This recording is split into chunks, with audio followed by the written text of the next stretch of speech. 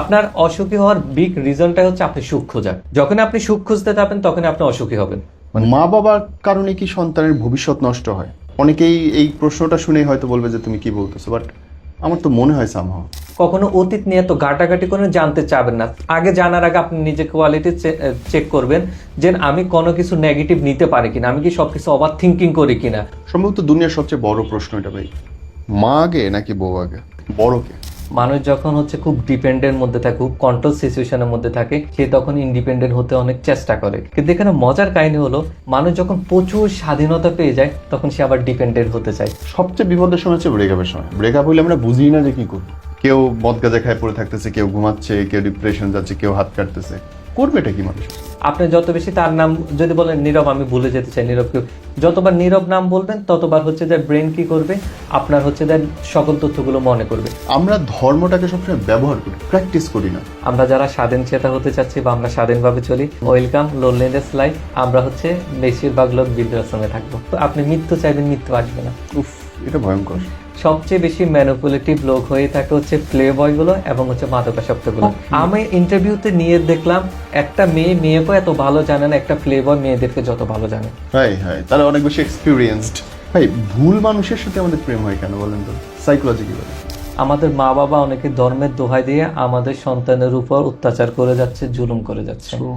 যারা মানুষ বুঝতে চান, মানুষের আচরণ বুঝতে চান, আজকের অনুষ্ঠানটা তাদের জন্য। কেবলমাত্র সেসব মানুষ খুব গুরুত্বের সঙ্গে দেখবেন যারা মানুষের সঙ্গে উঠা বসা করেন, বুঝতে চান সামনের মানুষটা কি ভাবছে, কেমন করে আপনি তাকে আপনার পক্ষে আনতে পারেন, কিংবা ওই মানুষটা মিথ্যা বলছে কিনা, তার সাথে আপনার সম্পর্কটা কত বেশি গভীর হতে পারে, দুজনের মধ্যে সম্পর্কটা কেমন করে সুন্দর করবেন। এসব নিয়ে আজকের এই আয়োজন। আমার নাম নীরব এবং আমার সাথে গর্বের সঙ্গে জানাচ্ছে একজন আন্তর্জাতিক খ্যাতিসম্পন্ন মানুষ আমাদের সঙ্গে উপস্থিত আছেন, যিনি বিহেভিয়ারাল সায়েন্স নিয়ে পড়ালেখা করছেন, পিএইচডি করছেন। তার মানে আমাদের বসা, আচরণ, কথাবার্তা নিয়ে যিনি প্রাতিষ্ঠানিক শিক্ষায় আমাদেরকে আলোকিত করতে পারেন। আমার সাথে উপস্থিত আছেন doctor Mohammad Miraj Hossain, forensic psychologist, clinical forensic psychologist. ভাই, ব্যাপারটাই আমার কাছে নতুন। এখানে মূলত হচ্ছে আমার বাংলাদেশে তো এখন তো ফরেন্সিক সায়েন্স সাবজেক্ট পর্যন্ত পড়াশোনা নেই। আর আমি জগন্নাথ ইউনিভার্সিটি সাইকোলজি ডিপার্টমেন্ট থেকে অনার্স করেছি, মাস্টার্স করেছি ক্লিনিক্যাল কাউন্সিলিং সাইকোলজিতে। এরপরে পিজিটি করেছি বঙ্গবন্ধু শেখ মুজিব মেডিকেল বিশ্ববিদ্যালয় থেকে। এবং এর পরবর্তীতে আসলে আমার নতুন জিনিস শিখতে ভালো লাগে। পরবর্তীতে আমি একদিন একটা স্যারের ক্লাস করি, ইন্ডিয়ান স্যার, যেখানে উনি বলতেছে বডি আমাদের 93% কমিউনিকেশন হচ্ছে নন ভার্বাল কমিউনিকেশন, যেটা রিসার্চ বেস। মানে 93%? জি, আমরা যে শব্দটা বলি, যেমন হচ্ছে 7% মাত্র শব্দ, 38% হচ্ছে শব্দের কোয়ালিটি, আর বাকি অংশটা হচ্ছে আপনার বডি ল্যাঙ্গুয়েজ। যেমন হলো কেউ একজন আসতেছে রুমে, আসো, শব্দ নর্মাল, আসো, শব্দ একই কিন্তু মিনিং ভিন্ন, এই শব্দের কোয়ালিটি। আর বাকি 55% আমার বডি ল্যাঙ্গুয়েজ। যেমন আপনি এদিকে ফিরে আছেন, আমি আপনার দিকে আছি, আমরা কথা বলি, যদি আমরা দুইজন এভাবে অ্যাঙ্গেলে কথা বলি, অর্থাৎ আমরা দুইজন আগ্রহী না। অর্থাৎ আমাদের বডি ল্যাঙ্গুয়েজে বুঝিয়ে দিচ্ছে আপনি আমার দিকে যে অ্যাঙ্গেলে তাকিয়ে আছেন, আপনি খুব মনোযোগ সহকারে শুনতেছেন। যদি এমন হয়তো হ্যাঁ হ্যাঁ ঠিক আছে শুনছি, অর্থাৎ আপনি আমার কথা শুনছেন না। এই বডি ল্যাঙ্গুয়েজে বলে দিচ্ছে আপনার ইনার মিনিংটা কি। আমরা চাইলেও হচ্ছে সবসময় ফেক করতে পারবো না। এগুলো মূলত এফবিআই কাজ করে আসতেছে আর গত 40-50 বছর ধরে। বিহেভিয়ারাল সায়েন্স ইউনিট এফবিআই থেকে শুরু হয়েছে, সেখান থেকে এখন ওনারা রিটায়ার্ড হয়ে গেছেন, এখন আমাদেরকে শেখাচ্ছে, আমরা ওখান থেকে কিছু কাজ করছি। ওকে, আপনার কাছে আমার খুব বেসিক প্রশ্ন আছে, এবং যে প্রশ্নগুলো প্রত্যেক জীবনে কাজে লাগে, সেই প্রশ্নগুলো একদম সায়েন্টিফিক্যালি আপনি আমাদেরকে ব্যাখ্যা করবেন, যে নিয়ে আমি লিখে নিয়েছি। সো মানে is Gaana be very good thing. Number 1, দেখেন, খুব হাস্যকর লাগবে শুনতে, কিন্তু এইটাই সত্যি যে আমরা শুনে অভ্যস্ত যে নারী আর পুরুষ কিছু একটাতে আটকায়, কিন্তু সেই আটকানোটা কি? ওকে, এটা মানে বৈজ্ঞানিকভাবে ক্লিনিক্যালি কি আসলে বলে? এটা অ্যাজ এ আমার ক্লিনিক্যাল সাইকোলজিস্ট কাউন্সিলিং এর এক্সপিরিয়েন্স থেকে যদি হচ্ছে বলেন, আমার নলেজ থেকে টিচিং প্রফেশনে, তাহলে আমি বলবো মানুষ আটকায় হচ্ছে তার সময় অনুযায়ী যখন যা প্রয়োজন। আপনার এখন বয়স হচ্ছে মনে করেন 18 থেকে 20, আপনি হচ্ছে লাইফে কেয়ার পান নাই, আপনার এখন কেয়ারে আটকিবেন। যখন আপনি কেয়ার পেয়ে গেছেন, আপনার কাছে টাকা নাই, তখন আপনি টাকাতে আটকিবেন। যখন আপনি এগুলো পেয়ে গেছেন, ধরলাম আপনার কাছে কেউ সম্মান দিয়ে কথা বলেন, আপনি তখন সম্মানের পিছনে ঘুরবেন, এই সম্মানের পিছনে আপনি ঘুরবেন। অর্থাৎ যার যখন যেটা প্রয়োজন সে সেটার পিছনে ঘুরবে। অতএব আমরা কখনো এরকম লেভেলিং করে দিতে পারবো না, আপনার পুরুষে হচ্ছে এটার পিছনে ঘুরে, মেয়ে এটার পিছনে ঘুরে। সময়ের সাথে সাথে, আমাদের বয়সের সাথে সাথে সবকিছু চেঞ্জ হয়। অতএব যার আজকে টাকা আছে, কালকে সে হচ্ছে রেসপেক্টের পিছনে ঘুরবে। যে সমাজের রেসপেক্ট আছে, তার কাছে ওটার ভ্যালু নাই, সে চাচ্ছে হচ্ছে যে আমাকে মানুষ যেন হচ্ছে যে রিকগনিশন দেখ, আমাকে মানুষ যেন হচ্ছে যে টাকা দিয়ে অনেক কিছু দেখ। অতএব আমার লাইফে অভাব কি আছে এবং ভবিষ্যতে বয়সের সাথে সাথে কি আসবে সেটাকে দেখা। তার মানে কি ভাই এরকম যে আমি ওই মানুষটা কিসে আটকাবে এইটা আমি বুঝতে পারবো তার দুর্বলতাটা জানলে, যে তার আসলে কোথায় অপ্রাপ্তি আছে, রাইট? G, that's right. ছেলে এবং মেয়েদের অনুভূতি আলাদা, এবং এই অনুভূতিটা বোঝা বা অনুভূতি আলাদা হওয়ার কারণটা, এটা আমি বলবো আল্লাহ সৃষ্টিগতভাবে হচ্ছে যে আমাদেরকে আলাদাভাবে সৃষ্টি করছেন। আমাদের টেস্টোস্টেরন হরমোন ছেলেদের বেশি, মেয়েদের কম, এটা জন্মগতভাবে আছে। অতএব আচরণগুলোর মধ্যে পার্থক্য থাকবে। এখন এটার মধ্যে নারীর সৌন্দর্য, সে তার হচ্ছে বিভিন্ন ধরনের আচরণ করে, পুরুষের এক বিহেভিয়ারের মধ্যে সৌন্দর্য সে জায়গার। এখন আমরা যেমন নারী হচ্ছে যে কোনো কিছু সে প্রশংসা শুনতে ভালোবাসে। যেমন আমাদের একটা কমন কথা, আমরা কি মেয়েরা সবসময়, নারীদের একটা কথা থাকে, ছেলেরা কেন সত্য কথা বলে না। কিন্তু আপনাকে সাইকোলজি বিহাইন্ডটা বুঝতে হবে। আপনাকে যখন প্রশংসা করে আপনার খুব ভালো লাগে। অতএব আমি যদি ক্যাটাগরি করি, কেউ হচ্ছে দেখতে সুন্দর, কারো ফিগার সুন্দর, কারো হচ্ছে যে কোয়ালিটি ভালো। অতএব সবাই দেখতে, বিউটিফুল এর মিনিং এক জিনিস, কিউটির মিনিং এক জিনিস। কিন্তু কেউ আমাকে বিউটিফুল বলুক, কেউ আমাকে হ্যান্ডসাম বলুক, কেউ আমাকে অসাম বলুক, ভালো লাগে, তাহলে কি এটাও তো এক ধরনের ম্যানুপুলেটিভ তথ্য। অতএব আমাদের জন্মগতভাবে হচ্ছে একজন ফিমেল, সে কেয়ার পাওয়া, আদর পাওয়া এবং কথাগুলোকে একটু ঘুরিয়ে বলা পছন্দ করে। আর ছেলেরা হচ্ছে দায়িত্ব এগুলো নিতে নিতে সে স্ট্রেট ফরওয়ার্ড হয়ে যায়। ইমোশন তারা আমাদের সমাজে এমনভাবে শিখে, ছেলে কান্না করতে পারবে না, যার কারণে হয়ে যায় কি সেও স্ট্রেট ফরওয়ার্ড হয়, অন্যের ইমোশনগুলো আন্ডারস্ট্যান্ড করতে পারে না। অতএব আমাদের ছেলেদেরকেও বুঝতে হবে যে ফিমেলরা আমার সাথে এইভাবে আচরণ করবে, তার সাথে আমি ইমোশনালি কানেক্টেড হব। আর ফিমেলদেরকে বুঝতে হবে, মেলরা হচ্ছে যে অনেক ক্ষেত্রে ইমোশন সবাই বুঝবে না, আমাকে তারকে ডাইরেক্ট ইজি করে দিতে হবে, আমি কমপ্লেক্স করব না সব।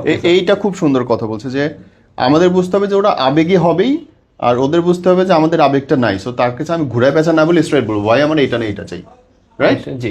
রিলেশনশিপ তো ভাই অনেক ধরনের হয়, এই ধরনগুলো কি? রিলেশনশিপ এখনকার সময় আমার যদি ক্লিনিক্যাল এক্সপিরিয়েন্স বলেন, আমি তো খুব ভেরি ব্যাড বলবো। সেটা হলো, আমি আসলে খুব ইন্টারভিউ নিতে পছন্দ করি। এখানে আজকে তো উল্টা হচ্ছে, আমি সবার সাথে বলো তো এই সিচুয়েশনে গেলে কি করবো, ওই সিচুয়েশনে গেলে কি করবা। এখন আমি ক্লিনিক্যাল এক্সপিরিয়েন্স থেকে দেখলাম কিছু মানুষের হচ্ছে যারা কখনো রিলেশনশিপে যায়ও না, যেতেও পছন্দ করে না, এটা একটা গ্রুপ ধরেন। আরেকটা গ্রুপ হচ্ছে ওকে আমি রিলেশনশিপে গেলাম অথবা লিভিং থাকলাম, মানে একটা পর্যায়ে গেলাম, ইটস ওকে, এরপরে বিয়ের পরে যাব না, এটা আমি লয়াল হয়ে যাব, এটা একটা গ্রুপ। আরেকটা গ্রুপ পাই যেটা আলটা মডার্ন বলে না, যেটা মেন্টালিটি আলটা মডার্ন, সেটা হলো ওকে আমি হচ্ছে যে লয়াল আছি ঠিক আছে, কিন্তু আমি মাঝে মধ্যে হচ্ছে বিভিন্ন জায়গায় ঘুরতে গেলে হচ্ছে যে দুই একটা জায়গায় ইনভলভ হয়ে যাব, বা দুই একটা অ্যাক্টিভিটির মধ্যে আমি ইনভলভ হব। এবং সেটা মেল ফিমেল বলে কথা নেই, এরকম প্রচুর এক্সপিরিয়েন্স দেখতেছি। অতএব আমি এই তিন ক্যাটাগরি। প্রবলেম হচ্ছে কি, যে সিঙ্গেল ইন এ রিলেশনশিপ আর বিয়ের পরে, হ্যাঁ একদম সিঙ্গেল, বিয়ের পরে হচ্ছে সে এক্সট্রা ম্যারিটালও করবে। অতএব একটা ছেলে মেয়ে দুইটার হচ্ছে মাইন্ডসেটটা এমন দেখতেছে। এখন প্রবলেম হয়ে যায় এখানে, যার মেন্টালিটি আছে সে কখনো করে না বা হচ্ছে করবে না।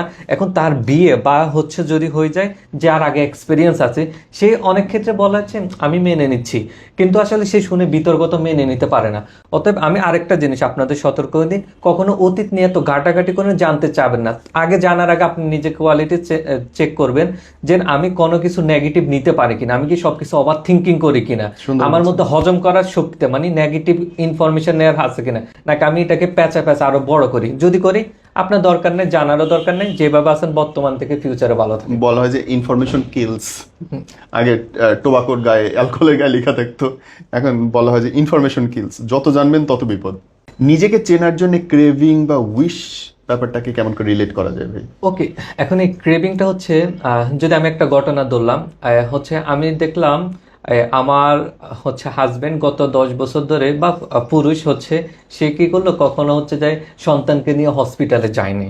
এখন আমার সন্তান হচ্ছে যে হঠাৎ করে এখন অসুস্থ হয়ে গেল, আমি এই পরিমাণ ইম্পালসিভ অ্যাডজাস্ট করতে পারছি না। তাহলে হচ্ছে কি আমার এখন ক্রেভিং আসতেছে যে আমি পারতেছি না, ও কেন হসপিটালে নিয়ে যাচ্ছে না, ও কেন আমাকে টাইম দিচ্ছে না। কিন্তু ওর নেচারটাও বুঝতে হবে, ওর নেচারটা হচ্ছে ও জীবনে কখনো সন্তানদেরকে হসপিটাল নিয়ে যায় নাই, ও আমার উপর দায়িত্ব দিয়ে দিচ্ছে, পরিবারের কারো উপরে দায়িত্ব দিয়েছে। অতএব আমার সিচুয়েশনের সাথে সাথে আমার যে এক্সপেকটেশন তৈরি হচ্ছে, কি ক্রেভিং তৈরি হচ্ছে, এখানে আমার ক্রেভিং তৈরি হচ্ছে সে আমাকে সময় দিক, আমিও লোড হয়ে আছি, আমার বাচ্চাকে সময় দিক, কিন্তু এটা তার হ্যাবিট কিনা সেই জায়গাটা দেখতে হবে। একই জিনিস হচ্ছে আমরা প্রথমে যে আলোচনা করছিলাম, আমার এখন কি হচ্ছে, আমি এখন অনেক সম্মান অনেক কিছু পেয়ে গেছে, আমাকে বাইরে সবাই অনেক স্যার স্যার ম্যাডাম ম্যাডাম বলতেছে, আমি ঘরে চাচ্ছি সবাই আমাকে সম্মানের আলোচনা করুক। ক্রেভিংটা ওই জায়গা থেকে শুরু হয়েছে, বাট আমি চাচ্ছি কোথায়, ঘরে ঘরের লোক আপনাকে কখনো সম্মান দিবে না। একইভাবে হচ্ছে যে আমি সোশ্যাল মিডিয়াতে দেখতেছি যেমন ট্যুরে যাওয়াটা, এটা এই পরিমাণ আপনারা হাইপ তৈরি করা হয়ে গেছে, আমি ট্যুরে যাইতেই হবে, না গেলে খুব ক্ষতি হয়ে যাচ্ছে। কিন্তু আপনি দেখেন আপনার, আমি যাওয়ারও অনেক পক্ষে, কিন্তু ট্যুরে না গেলে আমার জীবনে শেষ, আমার জীবনে ব্যথা, আমার জীবনে হচ্ছে বেঁচে থাকে কি লাভ, এগুলো মানে কি আপনি তো নেগেটিভ ভাবে ইভ্যালুয়েট করতেছেন। আপনি আপনার দাদা দাদি এরকম অনেককে পাবেন যারা জীবনে নিজের এলাকা গ্রাম ছেড়ে কোথাও যায় নাই, তারা কি জীবনে আনহ্যাপি ছিল না, অর্থাৎ না হ্যাপি ছিল, অর্থাৎ তাদের সাথে আমি কম্পেয়ার করতে বলতেছি না, কিন্তু আমাদের একটা কনসেপ্ট ঢুকে গেছে আমাকে পুরো পৃথিবী ঘুরতে হবে। ভাই আপনার কোটি টাকা আছে, আপনি হেলিকপ্টারে ঘুরেন, আমার কাছে হচ্ছে 10,000 টাকা আছে, আমি হচ্ছে যে কোনো নদীর পাশে যাই ঘুরি। এখন আপনাকে রিয়েলিটি মানতে হবে, না মানে আমার শুধু দেখার সাথে সাথে ক্রেভিং উঠতেছে এবং ফিল আপ হচ্ছে না, আমি তখন নিজেকে অসুখী মনে করতেছি। আপনার অসুখী হওয়ার বিগ রিজনটা হচ্ছে আপনি সুখ খোঁজা, যখন আপনি সুখ খুঁজতে যাবেন তখন আপনি অসুখী হবেন, মানে সুখ খুঁজতে গেলেই অসুখী হবেন। অতএব আপনাকে করতে হবে কি, আমার যে অবস্থায় যতটুকু আছে আমি এই নিয়ে আলহামদুলিল্লাহ ভালো আছি, মুখে না মন থেকে আজকে চলতেছে, সমস্যা আছে সলভ করব। আমরা দুইজন একে অপরকে কেন বিয়ে করা হয়, বিয়ে করা হয় একসাথে আমরা প্রবলেম সলভ করব, সলভ করে সামনে এগিয়ে যাব। কিন্তু আমাদের এক্সপেকটেশন উল্টা হয়ে গেছে, যেখানের মধ্যে এমন হয়ে গেছে না আমাকে হচ্ছে তো আমি তো এখন 10 জেলায় যেতে পারি ঘুরতে পারি, ও গেলে আমি 20 জেলায় ঘুরতে পারবো। কিন্তু আমরা কখনো চিন্তা করি না যে আমার মধ্যে ওই অ্যাবিলিটি, আমার ইকোনমিক্স অ্যাবিলিটি আছে কিনা, আমার ফিজিক্যাল অ্যাবিলিটি আছে কিনা। আমরা তো ট্যুরে এমন লোক হচ্ছে দেখি যে যাওয়ার সাথে সাথে মুড অফ হয়ে গেছে, পুরো ট্যুর মাটি করছে, যে এরকম করছে। আমি বলছি ভাই তোমার ট্যুরে যাওয়ার অধিকার নাই, কারণ তুমি মুডটাকে কন্ট্রোল করে রাখতে পারো না। একজন একটা কথা বলছে, পুরো গ্রুপের পুরো 20 দিনের 10 দিনের নষ্ট হয়ে গেছে। অতএব আপনাকে শুধু টাকা না, ফিজিক্যাল এবিলিটি, মেন্টাল এবিলিটি এবং আরেকটা হচ্ছে সোশ্যাল মিডিয়া। সো আমরা শুধু ছবি তুলতে তুলতে আশপাশে কি আছে ওইটাই ভুলে যাচ্ছি।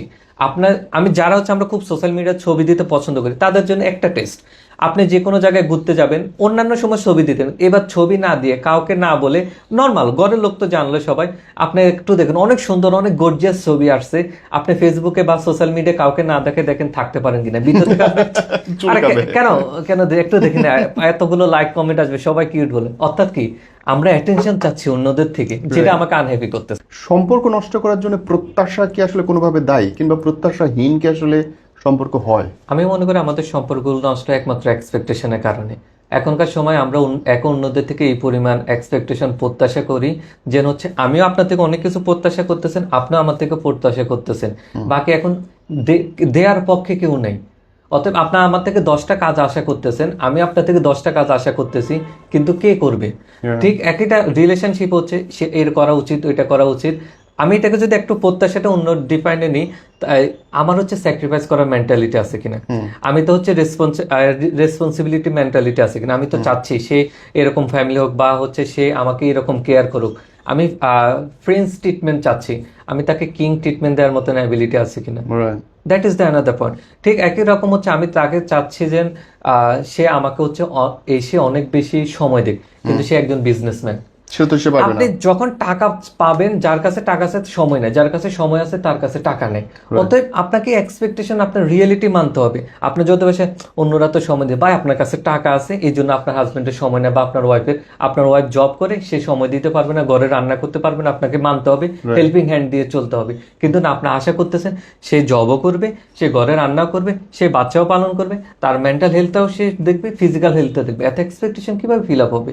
অতএব আপনাকে হচ্ছে হচ্ছে আমি বলবো সবার আগে দেখা উচিত আপনি কতটুকু স্যাক্রিফাইস করতে পারবেন, কতটুকু দিতে পারবেন। যদি আমি চিন্তা করি আমি আমার জায়গা থেকে এই জিনিসটা আপনাকে দিব, আপনিও চিন্তা করে দিবেন, তাহলে সবাই দেওয়ার মেন্টালিটি থাকলে আমাদের সমাজটা অনেক সুন্দর হবে। কিন্তু আমাদের এখন হচ্ছে নেওয়ার মেন্টালিটি, ওকে আমি এখানে গেলে আমি এটা পাবো, আমি ওখানে গেলে এটা পাবো, আমি কি দিব? That is the my point. অনেক সময় আমরা দেখি যে অ্যাটেনশন না দিলে খুব মানুষগুলো প্যানিক হয়ে যায় এবং ছটফট করে, এবং সেটা থেকে ঝগড়া ঝামেলা নানান কিছু তৈরি হয়ে যায়। বাঁচার পথটা কি আসলে? আসলে আমি এটাকে খুব স্যাড ভাবে বলবো। আমি যেমন এনএমএইচ আমাদের ন্যাশনাল ইনস্টিটিউট অফ মেন্টাল হেলথের একটা রিসার্চের কথা, কোভিডের আগে রিসার্চ, যেখানে 92% লোক হচ্ছে মেন্টাল হেলথের চিকিৎসা নেয় না। এখন এটাকে হচ্ছে যে ব্যক্তি মেন্টাল হেলথের চিকিৎসা নেয় না সে তো নিজে অশান্তির মধ্যে আছে, আশপাশের লোকদেরকে অশান্তির মধ্যে রাখতেছে। এই তো একটা ভালো কথা বলছেন। এখন হলো আমাদের, এবার আমি যদি ক্রাইমের দিকে বলি, ফরেন্সিকের দিকে বলি, সে নিজে তো হচ্ছে মরতেছে, আরেকজনকে মারতেছে। এখন আমাদের দেহে হচ্ছে কি, কেউ যদি আমি চিকিৎসা করি, আমার যেমন হাত কাটা গেলে আমি বুঝতে পারছি আমার রক্ত পড়তেছে, আমার মনে কষ্ট লাগতেছে, আমি শেয়ার করলে অসুবিধা কোথায়? আমাদের এখনকার এমন অবস্থা হয়ে গেছে কেউ আমাকে নেগেটিভ কথা বলতে পারবে না, সব আমাকে গুড গুড বলতে হবে। কিন্তু না, আপনাকে পজিটিভ নেগেটিভ দোনোটাই হচ্ছে শুনতে হবে। এখন অ্যাটেনশনের ক্ষেত্রে হচ্ছে কি, আমাদের এই ক্যাটাগরির মধ্যে পার্সোনালিটি ডিসঅর্ডার অনেকের থাকে। কিরকম? পার্সোনালিটি ডিসঅর্ডার হচ্ছে তার আচরণটাই হচ্ছে একটা ডিসঅর্ডার, অর্থাৎ সে হচ্ছে নিজেকে কখনো সুস্থভাবে থাকতে পারে না, সে হচ্ছে খুব ইম্পালসিভ অবস্থায় থাকে, তার খুব অ্যাটেনশন দেওয়ার হচ্ছে প্রয়োজন পড়ে, অথবা সবাই তাকে অ্যাটেনশন দিতে হবে, সে খুব ওভার কন্ট্রোলিং থাকবে, সে খুব অথবা তার চিন্তাগুলো হচ্ছে এমন যে সে তার চিন্তাগুলো কন্ট্রোল করতে পারতেছে না, এবং তার সাথে কারো সম্পর্কগুলো ভালো না। কেউ এসে যদি আমাকে প্রথমে বলে হচ্ছে যে আমার আশপাশে সবাই তো টক্সিক, তখন আমি 3টা কোশ্চেন করি, ওকে আমি তো বিষয়টা বুঝতে পারছি, একটু ক্লিয়ার হওয়ার জন্য বলুন তো আপনার সাথে আশপাশের সবাই সম্পর্ক কেমন? আমার তো মায়ের সাথে সম্পর্ক ভালো না, বোনের সাথেও না, ভাইয়ের সাথেও না, আমার বন্ধুর সাথেও না। ওকে, এরপর কেউ যদি আপনাকে সমালোচনা করে, আপনি তার সাথে কাজ চালিয়ে যেতে পারেন, সম্পর্ক বা হচ্ছে যে কোনো কাজ? না, সমালোচনা করলে তো আমি নিতে পারি না। এরপর আপনি কি কখনো একটা টিম লিড করতে পারেন যদি কোনো সমস্যা হয়, বা একসাথে চলতে পারেন? না না, আমি এত আমার মতনে চলতে হবে।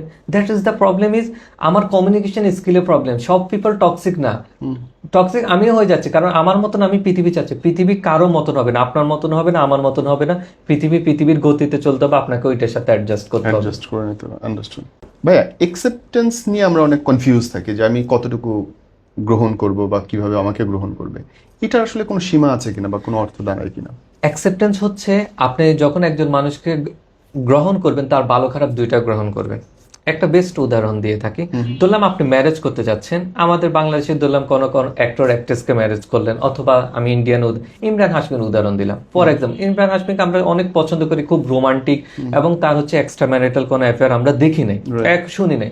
এবার আসেন, এটা তো খুব ভালো লাগতেছে শুনে, কিন্তু হলো সে অন স্ক্রিনে হচ্ছে কি পরিমাণ হচ্ছে কি সেন্স করে, অতএব আপনাকে এটা মেনে নিতে হবে। এবং এমনও আমরা অনেক ভিডিও পেয়েছি, ক্যামেরা কাট বলার পরে সেই কিস বা এই প্রাইভেট সিনগুলো চালিয়ে গেছে, অতএব আপনি as a partner, as a wife হিসেবে এটা মেনে নিতে পারছেন কিনা? আপনি তো একজন পাবলিক ফিগার বিয়ে করছেন, অতএব তার নেগেটিভটা মেনে নিতে পারছেন কিনা? ঠিক একইভাবে হচ্ছে একজন আপনি বিজনেসম্যান করতে, তার অনেক টাকা আছে, আপনি টাকা দিয়ে আরামে চলতে পারবেন, কিন্তু তা থেকে আপনি সময় আশা করতে পারবেন না। ঠিক একই রকম আমি একজন যদি খুব সেলিব্রিটি, খুব ট্যালেন্টেড, ধরলাম আমি ডক্টর পেশার একজনকে নিলাম, বা সেই ডক্টরের পেশার মধ্যে ক্লায়েন্ট দেখতে দেখতে সে ব্যস্ত হয়ে যাবে, আপনাকে এই পরিমাণ টাইম দিতে পারবে না। অতএব আপনাকে অ্যাকসেপ্টেন্স মানে আপনার ওইটার ভালো এবং খারাপ দুইটাই মেনে নিতে হবে। খারাপটা মেনে নিতে হবে, এটা হচ্ছে আমার মূল কথা। কিন্তু সেটা সবচেয়ে কঠিন। আমরা তো এটা চিন্তাই করি না যে আমার খারাপ একটা জিনিস এটা হতে পারে।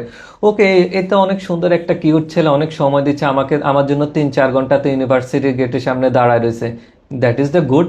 খারাপ দিক হচ্ছে 3-4 ঘন্টা দাঁড়ায় রয়েছে মানে সে ক্যারিয়ারে হচ্ছে যে কোনো সিরিয়াস নেই, এবং হচ্ছে হতে পারে তার বাবার অনেক টাকা আছে, অথবা হচ্ছে যে সে নেশাগ্রস্ত বা অন্য কোনো কিছু। আপনাকে এটা মেনে নেবেন। যদি বলেন আগে আমার টাইমে দরকার, ওকে ওর কাছে যান। যদি বলেন আমার ক্যারিয়ার দরকার, টাকা দরকার, সব দরকার, এটা হবে না। অ্যাকসেপ্টেন্স মিন্স অল, আপনাকে ভালো খারাপ দুইটাই মেনে নিতে হবে। ভাই, রেসপেক্ট দেওয়ার ব্যাপারে আমরা কি এখন অশিক্ষিত না? আমরা মনে হয় যে রেসপেক্ট দিতে পারি না মানুষের। আমি তো বলবো হচ্ছে এটাই আমাদের এখনকার সময়ে, যদি বলেন এই জিএনজি গ্রুপ বা পরবর্তী জেনারেশন হচ্ছে কি লাগবে আমাদের জন্য, আমি বলি একটা কোয়ালিটি শিখতে হবে। আজ আপনি সংসার হচ্ছে যদি টিকিয়ে রাখতে চান, বিজনেস টিকিয়ে রাখতে চান, অথবা যে কোনো কিছু টিকিয়ে রাখতে চান, কেন? যেমন হলো এখন স্পেশাল আমি যদি জেনজি গ্রুপরাই তো এখন অনেক লিডিং অনেক কিছু করতেছে, এদের একটা বিহেভিয়ার দেখবেন, এরা হচ্ছে যে সম্মান আশা করে, সম্মান দিতে পারুক না পারুক আশা করে, এবং সিনিয়র জুনিয়র নিয়ে খুব লাগে, কিন্তু লাগে হচ্ছে ওদের ইগোতে লেগে যায়, হচ্ছে যে আমাকে হিরো সাজতে হবে, ও আমাকে ক্রিটিসিজম নিতে পারে না। আমাদের আরেকটা ব্যাড হ্যাবিট হচ্ছে আমরা ক্রিটিসিজম নিতে পারি না। এটার জন্য আমি যে কোনো কিছু আমি সবসময় রুটের দায়ী করি। আমি এটার জন্য দায়ী হচ্ছে আমাদের মা বাবাকে করব, কারণ আমাদের মা বাবা কখনো সরি বলা আমাদেরকে শিখাই নাই। এরপরে ওনারা ভুল করছে, এসে আমাদেরকে থাপ্পড় দিয়ে দিছে, উনি হ্যাঁ আমার ভুল হয়ে গেছে সরি। আগে আপনার মা বাবা যেভাবে আপনাকে প্যারেন্টিং করছে, এখনকার সময় আপনি আপনার সন্তানদেরকে ওইভাবে প্যারেন্টিং করে টিকাতে পারবেন না, ওইভাবে আপনি বিজনেস চালিয়ে টিকাতে পারবেন না। আগে আমরা অনেক বস দেখেছি বাপ নিয়ে গালিগালাজ দিতে, এখন আপনি এই ধরনের কোয়ালিটি নিয়ে জেনজিদের একটা বলেন, পরবর্তী জেনারেশন একটা এমপ্লয়িও থাকবে না। অতএব হচ্ছে আপনাকে সম্মান দেওয়া শিখতে হবে।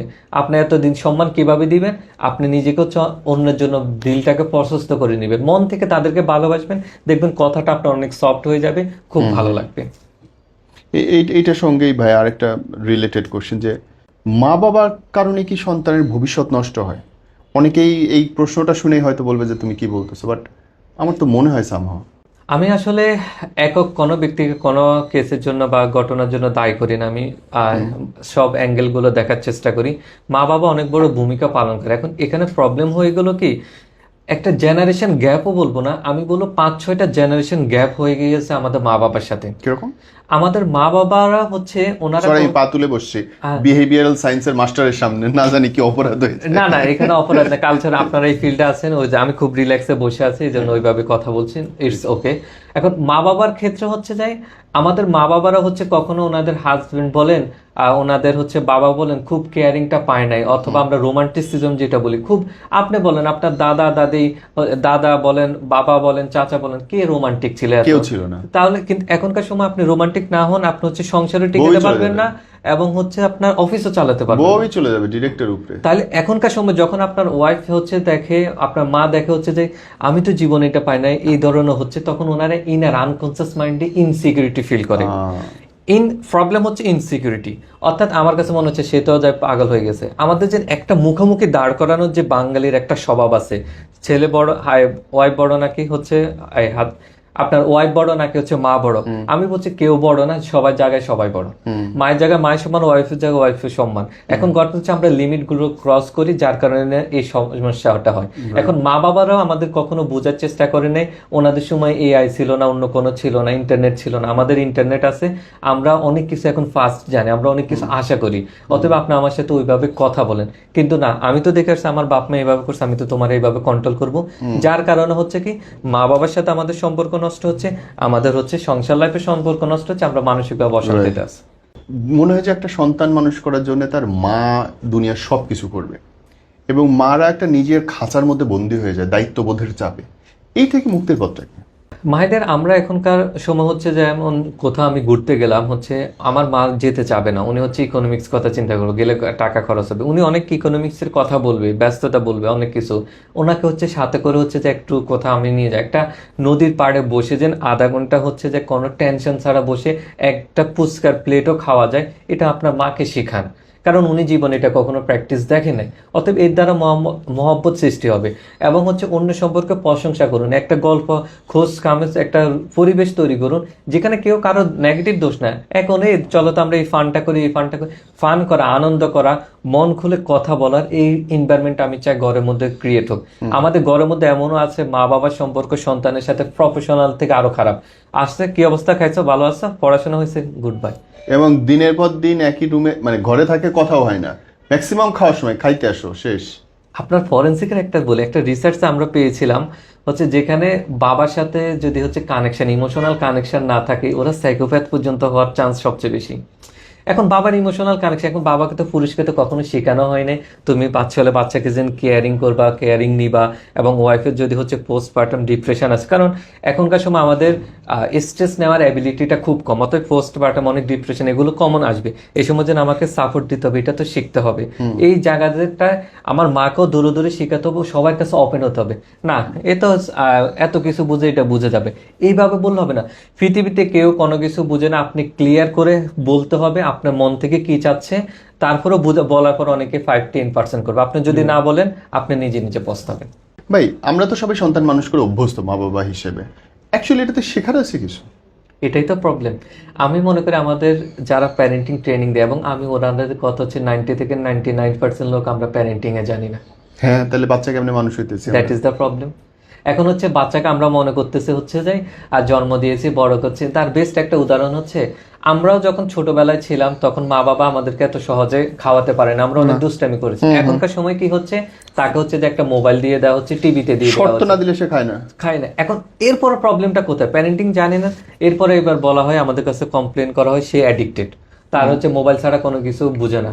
এটা তৈরি করছে তাকে। সে যখন মোবাইলে লক খুলছে তখন বাহ বাহ কে বলছে, অ্যাটেনশন কে দিয়েছে। অতএব একটা বাচ্চা 4-5 বছর আগে কোনো সোশ্যাল টাচ স্ক্রিন থেকে দূরে রাখতে হবে, এটা আমাদের চাইল্ড সাইকিয়াট্রিস্টদের হচ্ছে অ্যাডভাইস। কিন্তু কোথায় আমরা এগুলো জানি? অতএব আমাকে যে এই আরেকটা নতুন যে শিখতে হবে। একটু আগে বলা হলো যে আমার ওয়াইফকে আমাকে টাইম দিতে হবে। আগে তো হচ্ছে ওকে তুমি প্রেগনেন্সি আছে, আগামী 1 বছর আমি আসবো না, দেশের বাইরে থাকবো, তুমি হ্যান্ডেল করো। এখন তার জন্য অনেক মুড সুইং, এগুলো আপনি কিভাবে ডিল করবে? কারণ আমাদের এখন হচ্ছে টলারেন্স লেভেল বা হচ্ছে কষ্ট সহিষ্ণুতা, রিজিলিয়েন্স বলেন, সাইকোলজিক্যাল ইমিউনিটি সিস্টেম, অর্থাৎ বিভিন্ন চ্যালেঞ্জ মোকাবেলা করার অ্যাবিলিটি অনেক কম, ডে বাই ডে কম হবে। অতএব আপনাকে এই জন্য সাপোর্টিভ লোক, হেল্প লাগবে। আগে আমাদের পরিবারে 10-15 জন লোক থাকতো, কেউ না কেউ এরকম মনের কথা বলা যেত। এখন সবাই আমরা ইউনিক ভাবে থাকি। অতএব হচ্ছে আমাদের এখানের মধ্যে আমার সাপোর্ট দেওয়ার লোক নাই, আমাকেই দিতে হবে। সম্ভবত দুনিয়ার সবচেয়ে বড় প্রশ্ন এটা ভাই, মা আগে নাকি বউ আগে, বড়কে? এই কোশ্চেনটা করে তো আমাদের সমাজ, আজকে সমাজ ব্যবস্থা ধ্বংস হয়ে যাচ্ছে। যার কারণে যারা হচ্ছে যায় একটু মা ভক্ত হয়ে যাচ্ছে, তাদের সংসারগুলো টিকছে না। আর যারা হচ্ছে যায় ওয়াইফ হয়ে যাচ্ছে, তারা মা বাবার সাথে টিকে থাকতে পারতেছে না। যেমন হচ্ছে যারা এখন এই নেগেটিভ ইস্যুগুলো এই পরিমাণ গবেষণা হয়েছে, যার কারণে হচ্ছেটা কি সবাই লেবেলিং করে দিছে, অল শাশুড়ি খারাপ, অল হচ্ছে যায় আমার যে ছেলের বউ আসবে সেও খারাপ, বা হচ্ছে যায় আমার এই যে মেয়ের জামাই আসবে সেও যে খারাপ হবে, অশান্তি থাকবে। সবার নেগেটিভ দেওয়ার কারণে মানুষ এখন হচ্ছে বিয়ে করা নিয়ে ভয় আছে। এখন ভয়, এখনকার সমাজে হচ্ছে আমরা বিয়ে না করে হচ্ছে সবকিছু পেয়ে যাচ্ছি, অতএব বিয়েটা কোনো প্রয়োজন ফিল করতেছে না। এই জন্য হচ্ছে আপনি এইভাবে মা বড় নাকি ওয়াইফ বড়, দেশ বড় নাকি ধর্ম বড়, এগুলো বলে মানুষের মধ্যে আপনি বিভেদ সৃষ্টি করতেছেন। সবাইকে বলে দে তোমার এই জায়গা, সম্মানের জায়গায় তুমি বড়, তোমার হচ্ছে কেয়ারিং এর জায়গায় তুমি এই জায়গায় বড়। অতএব লিমিট গুলো দেওয়া এবং সবাইকে স্যাক্রিফাইস করা শিখা। কিন্তু আমাদের এই স্যাক্রিফাইস করার লিমিট যে সেট আপ করে, এটা আমরা কখনো শিখি নাই, যার কারণে অশান্তি হচ্ছে এবং আমাদের আশপাশে অনেক ঘটনা দেখতেছি। আর একটা হলো আমরা সবাই এখন অন্যকে টক্সিক প্রমাণ করতে হচ্ছে যাই ব্যস্ত। একটা হলো কি জানেন, আপনি যদি ইনসিকিউরিটি হন, আপনার যদি হচ্ছে যাই কোনো দুর্বলতা থাকে, আপনি দুর্বলতা ডাকার জন্য হচ্ছে সবাইকে ব্লেম দেওয়া শুরু করবেন। সুন্দর কথা বলছেন। এখন ধরলাম আপনার ইনসিকিউরিটি আছে, আপনার ট্রাস্ট ইস্যু আছে, আপনি ট্রিটমেন্ট করতেছেন না, এটা আমার কাছে সবচেয়ে বড় অপরাধ। এখন ট্রিটমেন্ট তো করবেন না আপনি, আপনার তো ইগো লাগবে, আপনার মেন্টাল হেলথ কাউন্সিলের কাছে চাইলে আপনি পাগল হয়ে গেছেন, সবাই বলবে, কারণ অন্য কি বলবে দ্যাট ইজ গুরুত্বপূর্ণ আপনার কাছে। সো এখন আপনি কি করবেন, সবাইকে হচ্ছে আপনার এটা প্রুভন করার জন্য যে আপনার ট্রাস্ট ইস্যু, আপনি হচ্ছে বাচ্চারকে ওভার কন্ট্রোলিং করবেন, সে কি রিলেশনে যাচ্ছে করতেছে সেগুলো আপনি কন্ট্রোল করার চেষ্টা করবেন, বা অল ম্যান খারাপ, অল পুরুষ খারাপ, এই জেলার লোক খারাপ, ওই জেলার লোক খারাপ, কাউকে না কাউকে খারাপ বানায় আমার ভালো হইতে হবে। হ্যাঁ, আন্ডারস্টুড। ওকে ভাইয়া, বিয়ে করার জন্য প্রফেশনাল লাইফ না পার্সোনাল লাইফ, কোনটার দিকে তাকানো উচিত? এই জায়গায় আরেকটা বড় ভুল করি। কিরকম? যেমন আমরা হচ্ছে এখন ক্যামেরার সামনে আছি, এখন আমাদের সুন্দর সুন্দর কথা দেখে এত অ্যানালিটিক্যাল কথা দিলে আপনি যদি চিন্তা করেন এটা কত ইন্টেলেকচুয়াল হবে, ঘরে কত ঠান্ডা কথা বলে, আপনি এটা না, আপনি হচ্ছে আমার ঘরের লোকদের জিজ্ঞাসা করেন এক কথা 3 বার আমি বলি কিনা। অতএব একজন মানুষকে বিয়ে করা মানে তার পার্সোনাল লাইফ বিয়ে করা, তার প্রফেশনাল লাইফ বিয়ে করা না। ওকে, কিন্তু এটা কি ম্যাটার করে না? এক এক প্রফেশনের মানুষ এক এক রকম হবে। যে সারাদিন ক্রিমিনালদের সঙ্গে থাকবে, তার ভিউ আর নর্মাল একজন কৃষকের ভিউ তো আলাদা হইবেই। যেমন আমি যখন ঘরের মধ্যে থাকি, ফান মোডে থাকি, আমার পার্সোনাল লাইফ পুরাই হচ্ছে যায় ইম্যাচিউর এবং হচ্ছে ফান এবং হচ্ছে ইয়ার্কিতে ভরা। তখন আমি আমার মস্তিষ্ক এক পাশে রেখে দিই, কারণ আমি যদি এভাবে চোখ খুলি অ্যাজ আমার প্রফেশন অনুযায়ী, আপনি কি কথা বলছেন আমি বডি ল্যাঙ্গুয়েজ মিনিং বুঝে, আপনি কোনো কিছু লিখতেছেন আপনার হ্যান্ড রাইটিং অ্যানালাইসিস দেখে আপনার পার্সোনালিটি বুঝে, আপনি কোনো একটা স্টেটমেন্ট বলতেছেন সাইকোলজিক্যাল কোন ডিসঅর্ডার আছে, কোন থিঙ্কিং এরর আছে, আমি সব বের করে ফেলতে পারবো। ভাই আমিও তো হিউম্যান, আমারও তো একটা ফান আছে, আমার পার্সোনাল লাইফ আছে, অতএব আমি প্রফেশনাল মতন থাকবো না, অতএব প্রফেশনাল লাইফ আলাদা। এখন এক জায়গায় যাচ্ছি প্রফেশনাল বিহেভিয়ারে প্রফেশনাল মতন আলোচনা করব, সেখানে আমরা থাকবো ওকে স্যার কেমন আছেন, ভালো আছে। কিন্তু ম্যারেজ হচ্ছে পার্সোনাল লাইফে, তার সাথে হচ্ছে আপনার নেগেটিভগুলো তাকে অ্যাকসেপ্ট করতে হবে, তার নেগেটিভগুলো অ্যাকসেপ্ট করতে হবে এবং পজিটিভগুলোর জন্য তাকে প্রশংসা করতে হবে। কিভাবে? ধরলাম একজন ব্যক্তি খুব ঘামে যাচ্ছে, সে হচ্ছে যে ঠিক মতন গ্লাসটা ধুয়ে হচ্ছে রাখে না, আপনাকে মেনে নিতে হবে জীবন হচ্ছে ধুয়ে রাখে নাই বা গ্লাসটা এলোমেলো করে রাখবে, জামাটা এখানে ফেলে রাখে। এখন নয়তো অনেক চিল্লাচিল্লি করলে এক জায়গায় রাখবে, এখন এই গোছায় সুন্দর মতন করে রাখবে না, আপনার এই তার নেগেটিভ জিনিসটা মেনে নিতে হবে। এই কারণে পার্সোনাল লাইফে আপনাকে থাকতে হবে। কেউ পার্সোনাল লাইফে হচ্ছে সেই সমালোচনা সহ্য করতে পারে না, তাকে যেন সমালোচনা সিচুয়েশনে দিবেন না। কেউ পার্সোনাল লাইফে ধরলাম রুটি বানাতে পারে না, সে কিন্তু ভালো কাচ্চি বানাতে পারে, আপনি এখন তাকে রুটি খোঁচা দিতে পারবেন না। অতএব আমার কাছে ম্যারেজ হচ্ছে সে পার্সোনাল লাইফে কেমন, সেই জায়গাটা প্রফেশনাল লাইফে হচ্ছে শুধু সোশ্যাল মিডিয়া দেখানোর জন্য। আমি সবসময় সোশ্যাল মিডিয়া দেখানোর বিপক্ষে। মানে আপনি মনে করেন যে সোশ্যাল মিডিয়াতে আমি পার্সোনাল লাইফ কেমন সেটা দেখানো উচিত না? না। কেন? আপনাদের এই যারা ব্লগিং করে হচ্ছে যায়, এদের পার্সোনাল লাইফ গুলো হচ্ছে আপনারা যত দেখছেন, আপনি যত পার্সোনাল লাইফ অন্যকে দেখাবেন, অ্যাজ এ হিউম্যান নেচার আমরা অন্যকে নিয়ে অ্যানালাইসিস করতে পছন্দ করি, আমরা কখনো নিজের দোষ দেখি না, অন্য দোষ দেখতে পছন্দ করি। এই জন্য সবাই দেখেন অন্য যে কোনো একটা ঘটনা হবে পক্ষ হোক বিপক্ষ হোক, অর্থাৎ আপনি যে কোনো ঘটনা কেউ ফেসবুকে কি ধরনের শেয়ার করতেছে এটা দ্বারা আপনি বুঝতে পারবেন সে কি ধরনের মেন্টালিটির লোক, সে ছেলে মেন্টালিটির পক্ষে নাকি মেয়ে মেন্টালিটির পক্ষে, নাকি সে রিলিজিয়ান মেন্টালিটির পক্ষে, নাকি সে হচ্ছে নাস্তিক মেন্টালিটির পক্ষে। কারণ যে যেটা তার চিন্তাধারা প্রুভ করার জন্য বিষয়গুলো দিয়ে আসবে। এবার সোশ্যাল মিডিয়ার একটা বেস্ট উদাহরণ হচ্ছে যে আমাদের প্রিন্স মামুন আর লাইলা, এরা কি পরিমাণ ঝগড়াঝাটি করতেছে, আর এরা জীবনে কখনো সুখে থাকতে পারবে না, হবে না। কেন হচ্ছে এদের মধ্যে সুখে থাকার যোগ্যতা নেই। আমি এটা অ্যাজ এ বলবো, কিরকম অ্যাজ এ থাকতে হলে একে আপনাকে আমরা যে আলোচনাগুলো আজকে করলাম, যে এখানে অন্যকে সম্মান দেওয়া, আপনি বিভিন্ন চ্যালেঞ্জ গুলো হচ্ছে মেনে নেওয়া, আপনি হচ্ছে এগুলো আপনাকে মানতে হবে। এখন আমি আজকে ওকে আমারও পার্সোনাল গাড়ি কিনছে, আমি হচ্ছে যে করলে এত লাখ ভিউ পাবো, ওকে, তাহলে আপনার টেনশন হচ্ছে যে ভিউ, শান্তিতে থাকা টেনশন না। আপনি হচ্ছে এই আজকে তো এই ড্রেসটা ভালো লাগছে, তোর এই ড্রেস আছে, চল আজকে একটা যে টিকটক করে এটা ভালো হবে। আপনি সারাক্ষণ অন্যজন আপনাকে কিভাবে দেখছে এ নিয়ে আছে, তাহলে আপনি কিভাবে শান্তিতে থাকবেন? শান্তি মানেটা কি? আপনি যে অবস্থায় যেভাবে আছেন ওইভাবে ঠান্ডা মাথায় আপনি খুব ভালো আছেন। ওদের একটা টেনশন হচ্ছে যে এটা এরকম হচ্ছে কেন, ওইটা এরকম হচ্ছে কেন। আর আরেকটা জিনিস, যখন কেউ কারো বিরুদ্ধে কেস করবে, একটা হচ্ছে মনের থেকে সম্মানটা উঠে গেলে আপনি কখনো হচ্ছে যে থাকা যাবে না। যেমন সম্মান যদি আমি বলি, আমার অন্য মন থেকে সম্মান উঠে যাওয়ার জন্য অনেক বড় ইভেন্ট করা লাগবে না। যেমন ধরলাম কেউ না একজন কাপল, তাই সে সকালবেলা উঠে হচ্ছে গোসল করতেছে, রেডি হচ্ছে, একটু ব্যায়াম করে অফিসে যাচ্ছে। এখন হলো ধরলাম তার পার্টনার এসে যে বলতেছে বিয়ের পরে নতুন লাইফ হচ্ছে সুন্দর মতনই, বললো আরে সকালবেলা এত কিসের এক্সারসাইজ, এই একটা কথা বলছেন, হতে পারে তার আপনার মন থেকে তার জন্য সম্মানটাই উঠে গেছে। কি রে ভাই, আমি একটা ভালো লাইফ করতেছি, তুমি এর বাবা অবহেলা করে কথা বলতো, তুমি রাত দিনের 10টা 11টা 12টা পর্যন্ত ঘুমায় আছে, একটা সকালবেলা নাস্তাও রেডি করতেছো না। এই নর্মাল ঘটনার কারণে মানুষের সম্মান উঠে যায়। এরপরে হয় কি, তাদের রিলেশনশিপ হচ্ছে যে তাদের এক অন্যের প্রতি আকর্ষণ কাজ করে না, এবার এখান থেকে যত ঝগড়াঝাটি শুরু হয়। আমরা শুধু দেখি এই মারছে ওই মারছে, কিন্তু সম্মান উঠেছে কোন জায়গা থেকে, এই জায়গাটা আমাদের দেখতে হবে। আমাদের লাভ অ্যান্ড কেয়ারিং তো উপর থেকে, ভিতর থেকে একটা যেন আমার আসা, সম্মান আসা, একটা আকর্ষণ আসা, আকর্ষণ তো চলে গেছে। ভাইয়া, ইমোশনাল ইন্ডিপেন্ডেন্সি আর সোশ্যাল ইন্ডিপেন্ডেন্সি এই দুটো ব্যাখ্যা করে কেমন করে মানুষ? আমি আমার কাউন্সেলিং সেশনে সবাইকে একটা কমন কথা বলি, সেটা হলো আপনি হচ্ছে ইমোশনালি ইন্ডিপেন্ডেন্ট হন, সোশ্যালি ডিপেন্ডেন্ট। সেটা কেমন? আজকে আমাদের সমাজ হচ্ছে সবসময় একটা কথা বলে না, হচ্ছে যে আমি খুব ইন্ডিপেন্ডেন্ট, আমি খুব সম্মান করি, কিন্তু হচ্ছে আমার কথা হচ্ছে ইন্ডিপেন্ডেন্ট ইমোশনালি হন। কেমন? আমার সাথে আমার বয়ফ্রেন্ড বলেন, আমার হাজবেন্ড বলেন, আমার বস বলেন, খারাপ ব্যবহার করতেছে, আমার 3 দিন ধরে 1 সপ্তাহ ধরে মুড অফ, তাহলে আপনি তো ইমোশনালি ইন্ডিপেন্ডেন্ট। কেউ আপনার সাথে নেগেটিভ বিহেভ করতেছে, আপনি ইমোশনালি ব্যাড। অতএব হচ্ছে আপনি নিজের ইমোশনটাকে কন্ট্রোল করেন, নিজের ইমোশনকে ম্যানেজ করতে পারেন।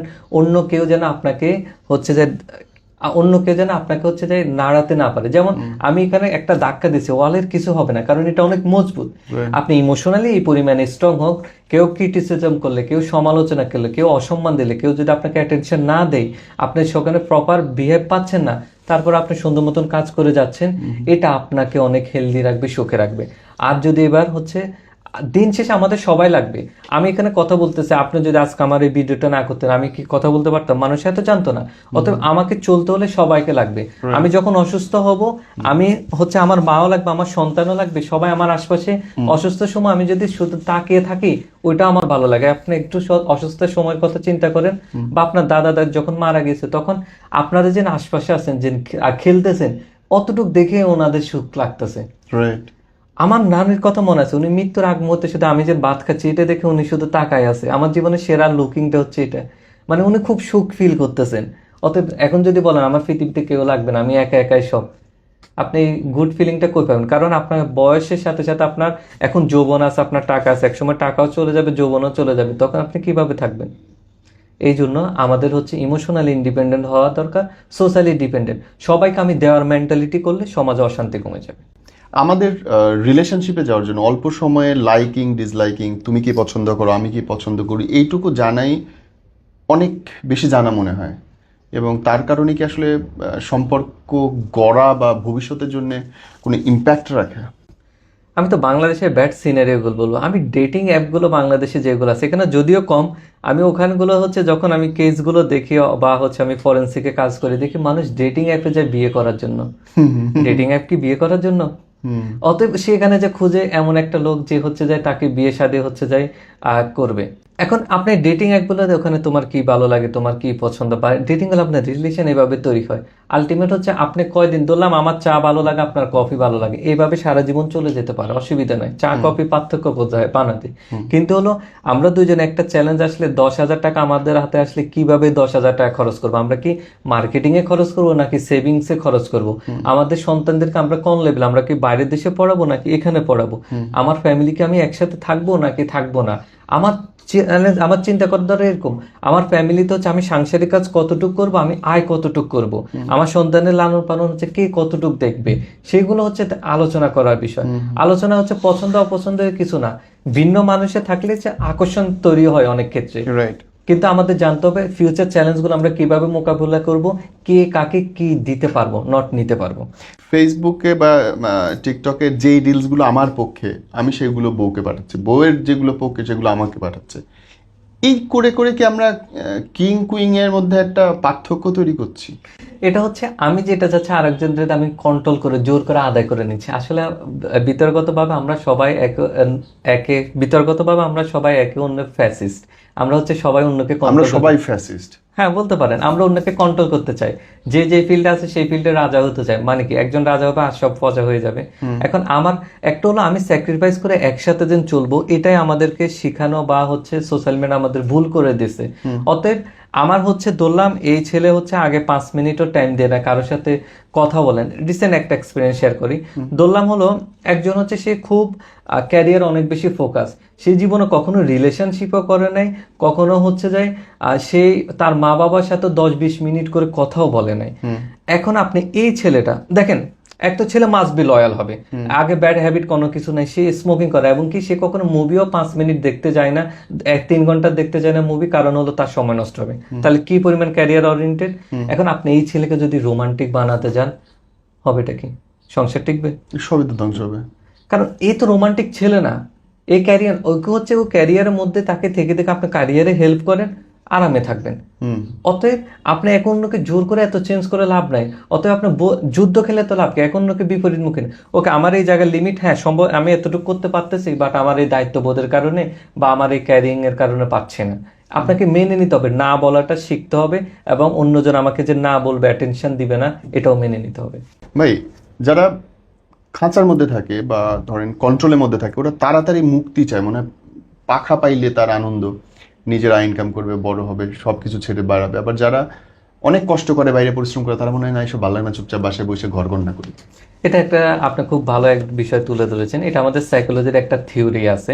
থিওরিতে আমরা বলা হয় মানুষ যখন হচ্ছে খুব ডিপেন্ডেন্ট মধ্যে থাকে, খুব কন্ট্রোল সিচুয়েশনের মধ্যে থাকে, সে তখন ইন্ডিপেন্ডেন্ট হতে অনেক চেষ্টা করে, ইন্ডিপেন্ডেন্ট হতে চায়। কিন্তু এখানে মজার কাহিনী হলো মানুষ যখন প্রচুর স্বাধীনতা পেয়ে যায় তখন সে আবার ডিপেন্ডেন্ট হতে চায়। এটা কিভাবে? ধরলাম হলো আপনার কাছে প্রচুর টাকা চলে আসছে, আপনি অনেক পার্টি করছেন, অনেক ঘুরছেন, এরপর আপনার ভালো লাগবে না। বিশ্বাস করে আপনার যদি গোয়াতে 20 দিন থাকেন, 2-3 দিন পর আপনার অশান্তি লেগে উঠবে। কারণ আপনাকে কেউ বলার নাই কেমন আছে, কেউ বলার নাই কন্ট্রোল করার নাই, আপনি এখন একাকিত্ব থেকে হচ্ছে আপনার লোনলিনেস চলে আসবে। অর্থাৎ আপনি বেশি ইন্ডিপেন্ডেন্ট হয়ে যাবেন, তখন লোনলিনেস চলে আসবে। আপনি বেশি হচ্ছে যদি ইন্ডিপেন্ডেন্ট থাকে তাহলে অনেক হচ্ছে ফ্রিডম পাবেন, যার কারণে অনেক ক্রিয়েটিভ কাজ করতে পারবেন, কিন্তু লোনলিনেস চলে আসবে। অতএব আমি এমনও অনেক ক্লায়েন্ট দেখলাম, খুব আমার সিনিয়র আপু বলেন ভাইয়া বলেন, খুব ভালো অফিস ম্যানেজমেন্ট, খুব ভালো লিডারশিপ দিতে পারে, অনেক কন্ট্রোল করতে পারে, খুব ভালো লিডার, কিন্তু দিন শেষে দেখলাম খারাপ পথে চলে যায়, খারাপ লোকের ডিপেন্ডেন্ট পড়ে যায়। অর্থাৎ ওনার মধ্যে যে একটা অন্য জায়গায় ডিপেন্ডেন্ট হওয়া বা কন্ট্রোলিং হওয়া, কেয়ারিং পাওয়ার যে হ্যাবিট আছে, সেটা উনি ব্যাড জায়গায় পড়ে যায়। উনি সবাইকে দেখাচ্ছে আমি অনেক কন্ট্রোলিং, আমি অনেক সিচুয়েশন হ্যান্ডেল করতে পারি, কিন্তু দিন শেষে ওনার যে একটা নির্ভরশীল হওয়ার যে বিতর্কত টেন্ডেন্সি থাকে, চাহিদা, সেটা কিন্তু আরেকজন ব্যাডের কাছে চলে যাচ্ছে। অতএব আমাদের চুজিং সিস্টেমটাই খারাপ। পার্সোনালিটি ডিসঅর্ডারটা একটু বলবেন, এটা মানে অধিকাংশ মানুষ আমরা জানিই না বা কম অ্যাওয়ার। এখন পার্সোনালিটি ডিসঅর্ডার প্রায় হচ্ছে 9 ধরনের উপরে আছে আমাদের ডিএসএম অনুযায়ী। যেমন হচ্ছে কিছু লোক আছে মন মতো কোনো কিছু না হলে হাত কাটবে, এরপরে মন মতো কোনো কিছু না হলে অজ্ঞান হয়ে যাবে, মন মতো কোনো কিছু না হলে প্যানিক হয়ে যাবে। আবার কারো হচ্ছে যে কেউ যদি তাকে অ্যাটেনশন না দেয় তার হচ্ছে খারাপ লাগবে। এবং কেউ এই বাংলাদেশে যেমন একটা কমন কথা হয় এই ইন্টারভিউতে, যদি সকল পুরুষ মারা যায় কি করবেন, সকল নারী মারা গেলে কি করবেন, কেউ টিকে থাকতে পারবে না। কারণ সৃষ্টি হতে এভাবে সৃষ্টি করছে, আপনি ও একটু অ্যাটেনশন দিবেন, ও একটু নিজে সাজবে, ভালো লাগবে, তাকাচ্ছেন, বাট লিমিটের মধ্যে। এখন প্রবলেমটা হয়ে গেল আপনার যখন অ্যাটেনশন না দিলে আপনার খারাপ লাগবে। অ্যাটেনশনের জন্য হচ্ছে যে আপনি যা ইচ্ছা তা করবেন। যেমন আপনি ইনস্টাগ্রাম বলেন, ইনস্টাগ্রাম ইনফ্লুয়েন্সার যারা আছে, টিকটকার গুলো আছে, টিকটকের অনলি লাইভ পাওয়ার জন্য, লাইক পাওয়ার জন্য তারা কি করতেছে, এগুলো সবগুলো এক একটা অ্যাটেনশন বা হচ্ছে পার্সোনালিটি ডিসঅর্ডারের মধ্যে চলে আসবে। অনেক মা যেরকম বলবো হচ্ছে যে সন্তান হচ্ছে হানিমুনে যাচ্ছে, বাট সেও যাবে, কেন যাবে, সন্তানকে সে দূরে রাখতে পারবেন, এগুলো পার্সোনালিটি ডিসঅর্ডার ক্যাটাগরি পড়বে। বাট ডায়াগনোসিস করা অনেক কঠিন। আমরা ক্লিনিক্যালে যখন ইন্টার্নশিপ বা কাজ করি, তখন হয় কি কেউ এই ডিসঅর্ডার নিয়ে আসে না, সে আসে আমার তো আবেগ কন্ট্রোল থাকে না, আমি তো আমার খুব রাগ উঠছে, আমি ওকে মারা ফেলছি, ওকে অনেক হচ্ছে কথা বলে ফেলছি, এখন আমার অ্যাঙ্গার ম্যানেজমেন্ট শিখুন। প্রবলেম অ্যাঙ্গার ম্যানেজমেন্ট, প্রবলেম হচ্ছে উনি ওনার বিহেভটাকে ইনসিকিউর ভাবে, লাইফে অনেক ট্রমা হয়েছে অথবা হচ্ছে সেক্সুয়াল অ্যাবিউজ হয়েছে, যেগুলোর কারণে ওনার বিহেভটা একটু অ্যাবনর্মাল হয়ে গেছে। এখন এগুলো নিয়ে কথা বলে আবার অনেকে মনে করে লেবেলিং না। আমার কথা হলো আপনি সুস্থতার জন্য চিকিৎসা না নেওয়াটা সবচেয়ে বড় খারাপ। রোগ নিয়ে কথা বললে রোগ বাড়বে না, মানুষ সচেতন বাড়বে, ওকে আমার এই সমস্যা আছে, আমার ইমোশন কন্ট্রোল না, আমি খুব রেগে যাচ্ছি, আমি খুব হচ্ছে আমার চরম মাত্রায় মুড সুইং হচ্ছে, আমি চিকিৎসা নিই। সবচেয়ে বিপদের সময় হচ্ছে ব্রেকআপের সময়। ব্রেকআপ হইলে আমরা বুঝি না যে কি করবো। কেউ মদ গাঁজা খায় পড়ে থাকতেছে, কেউ ঘুমাচ্ছে, কেউ ডিপ্রেশন যাচ্ছে, কেউ হাত কাটতেছে। করবে এটা কি মানুষ আসলে? যদি আপনার প্যানেল থাকে এটা ব্রেকআপ হয়ে গেছে অথবা ডিভোর্স হয়ে গেছে, প্রথম কাজ হলো আপনি 100% সকল কমিউনিকেশন গ্যাপ করে দেওয়া। কিভাবে? যেমন আমরা হচ্ছে ব্রেকআপ হয়ে গেছে, আমিও তাকে হচ্ছে যাই ব্লক করে রাখছি, বাট আরেকটা আইডি দিয়ে দেখতেছি সে কার সাথে গেছে, কি গেছে, এগুলো আপনাকে হচ্ছে যাই আরো কষ্ট দিবে। আপনি আরো স্যাড সং শুনবেন, আপনাকে আরো কষ্ট দিবে। অর্থাৎ ব্রেনটা হচ্ছে একটা ইনফরমেশন হাউস। আপনি যত বেশি তার নাম যদি বলেন নীরব, আমি ভুলে যেতে চাই নীরবকে, যতবার নীরব নাম বলবেন ততবার হচ্ছে যে ব্রেন কি করবে, আপনার হচ্ছে যে সকল তথ্যগুলো মনে করবে। অতএব আপনি যখন হচ্ছে ব্রেকআপ হবে, ফেসবুক, ইনস্টাগ্রাম এবং কি ইমেলও আপনি ব্লক করে রাখবেন। আমরা অনেক রিলেশনশিপ থেকে ইমেলে একবার মেসেজ দিচ্ছি, আবার ওখানে পড়ে গেছে। অতএব আপনার সকল কমিউনিকেশন দূরে থাকায়, সে যদি বাংলাদেশের প্রধানমন্ত্রী হয়ে যায় আপনার কিছু আসে যায় না, সে যদি সরি টু সে দ্যাট, সে যদি ধরলাম ট্রাকের নিচে পড়ে মরে যায়, কিছু আসে যায় না, এরকম আপনাকে মেন্টালিটি নিয়ে আসতে হবে, সে আমার লাইফের কোনো অংশই না। যেমন আমরা এখানে বসে আছি, নোয়াখালীর কেউ লোক হচ্ছে যদি কোনো মারা যাচ্ছে, আমার আপনার এখন কি কষ্ট লাগবে? সে কি আমার আপনার লাইফের অংশ? অত আমরা সিস্টেমের লোকও না। অতএব এইভাবে হচ্ছে আপনার চিন্তা করা। আর আরেকটা জিনিস হচ্ছে, ওই সময় যারা আপনাকে ইমোশন কথা শুনবে, আপনাকে ইমোশনাল হিলিং এ হেল্প করবে, তাদের কাছে থাকা। আর যে আপনি মদ গাঁজা যেগুলো বলছেন, যারা আপনাকে ওইদিকে ডাইভার্ট করবে, যে কোনো ব্যাড হ্যাবিটের দিকে নিয়ে যাবে, তাদের থেকে দূরে থাকা। আর এটা যেন আপনার খুব খারাপ লাগবে, আপনি যেন কাউকে ভুলতে পারবেন না, এটাও মেনে নিতে হবে। মানে দরদ কমানোর কোনো জায়গা নেই আসলে। আপনার খারাপ লাগবে, কষ্ট লাগবে, এটাই মেনে নিতে হবে, এটা অ্যাকসেপ্ট করতে হবে। ধরেন দীর্ঘদিন একসাথে সংসার করার পরে 10-15 বছর রিলেশনশিপ হওয়ার পরে হুট করে ব্রেকআপ করতেছে, ডিভোর্স করতেছে এবং বলতেছে আমার পার্টনারটা অনেক টক্সিক ছিল, অনেক খারাপ ছিল, এটা কি আসলে জায়েজ? এটা তো ধর্মীয় কথা না, এটা হচ্ছে আমার সাইকোলজিক্যাল এক্সপিরিয়েন্স। হচ্ছে আমি নিজে ওই কষ্টে অবাক হই। আপনারা খুব সুন্দরভাবে হচ্ছে যে 10, 15, 20 বছর ছিলেন, আপনাদের পার্সোনাল ব্লগিং সবকিছু আমরা দেখতে দেখতে বিরক্ত। কিন্তু হচ্ছে এখন দিন শেষে বলতেছেন আমার হচ্ছে যে এক্স এটা, আমার এক্স সেরকম। তা এটা মানেটা কি? এটা মানে হচ্ছে আপনার থিঙ্কিং স্টাইলের মধ্যে প্রবলেম আছে। সেটাটা হলো আপনি যে কোনো একটা ঘটনা দিয়ে, ইভেন্ট দিয়ে হচ্ছে গত 15, 20 বছরের হচ্ছে সকল গুড ইভেন্টটাকে আপনি মানে দাঁড়ি পাল্লায় 20 বছরের সকল গুড ইভেন্ট আর একটা নেগেটিভ ইভেন্ট দিয়ে হচ্ছে যে আপনি মাপা শুরু করছেন। এইটাকে আপনি এত বড় করে দেখতেছেন। অনেক সময় গেছে আপনার সাথে মিল হবে না ভাই, মিল হচ্ছে না, আলাদা থাকি, সম্মানের জায়গাটা থাকুক, আলাদা হয়ে যাচ্ছি। কিন্তু এই জায়গাটা আমাদের না থাকার কারণেই যত প্রবলেমগুলো ক্রিয়েট হচ্ছে। বাহ, খুব সুন্দর কথা বলছে যে মানে একটা ঘটনা দিয়ে 20 বছরের সংসারটাকে এই মানুষ ডিফাইন করে ফেলে। ভাই, ভুল মানুষের সাথে আমাদের প্রেম হয় কেন বলেন তো? সাইকোলজি কি বলে? কারণ হচ্ছে ওগুলো খুব অ্যাট্রাকটিভ। ওগুলাই হচ্ছে যেমন আমরা মাদকাসক্ত মানুষ কেন হয়, যখন মাদকাসক্ত হয়ে যায় তার শরীরে হচ্ছে ডোপামিন সিক্রেশন এই বেড়ে যায়। 3 থেকে হচ্ছে 10% বেড়ে যায়। Okay. আপনি বুঝেন ডোপামিন সিক্রেশন বেড়ে যাওয়ার মানেটা কি? আপনি কক্সবাজারে গেলেন, ধরলাম GP5 পেলেন, বোর্ডের ফার্স্ট হলেন, ওই দিন আপনার যে আনন্দ ভালো লাগাটা কাজ করছে, ওইটা আপনার শরীরের সর্বোচ্চ লেভেল ডোপামিন। Okay. এখন আপনি মাদক নেওয়া শুরু করছেন, এই লেভেল তো সর্বোচ্চ, এর চেয়ে তো উপরে আর হবে না। ধরলাম বা আপনার বিয়ে হয়েছে, এই যতটুকু সুখ পেয়েছেন এটা, কিন্তু আপনার এইটার থেকে 3 থেকে 10 গুণ, ওইটার থেকেও 3 থেকে 10 10 গুণ আপনার কাজ করা শুরু করছে। তখন আমি বলি একটা মাদক যে আসক্ত লোক, এর সামনে হচ্ছে যে দিক ক্যাটরিনা কাইফও নিয়ে আসা হয়, তার ভালো লাগবে না। কারণ ও যত না সুখ দিতে পারবে, এর চেয়ে সুখ ওখানে পাচ্ছে। তাহলে থেকে বেরোনোর পথ কি? এখন এই জন্যই তো বলা হচ্ছে আমরা কেন সবসময় নেগেটিভ বিষয়ের প্রতি অ্যাট্রাকশন, নেগেটিভ গুলো অ্যাট্রাকটিভ হয়।